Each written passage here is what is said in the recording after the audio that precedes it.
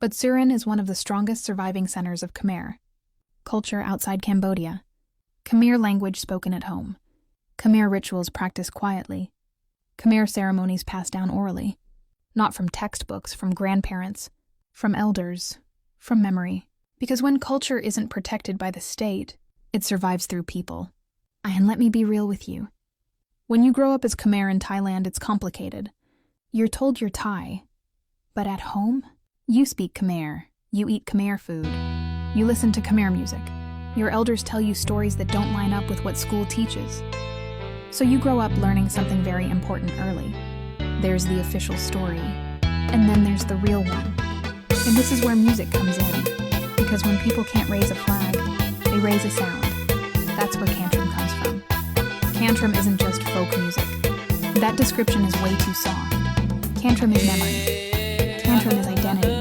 Cantrim is what happens when you're not allowed to be loud about who you are. So you embed it in rhythm, lyrics, and drums. It's not meant for the palace. It's meant for the people. Cantrim uses heavy percussion, fast rhythm, call and response vocals. Why? Because drums travel. Drums don't need permission. You don't need to read to understand them. You feel them. That's not an accident. That's survival. Let me put it this way. When you're told you can't speak your language in public, music becomes language. When you're told your history doesn't matter, songs become archives. When you're told to assimilate quietly, rhythm becomes rebellion. Not violent rebellion, cultural rebellion, the kind that lasts longer. And that's why Cantrim scared people, because it reminded Khmer communities who they were. Not politically, culturally, spiritually. And once people remember that, it's not meant to impress outsiders. It's meant to speak to insiders, to people who hear it and instantly go, oh, this is ours.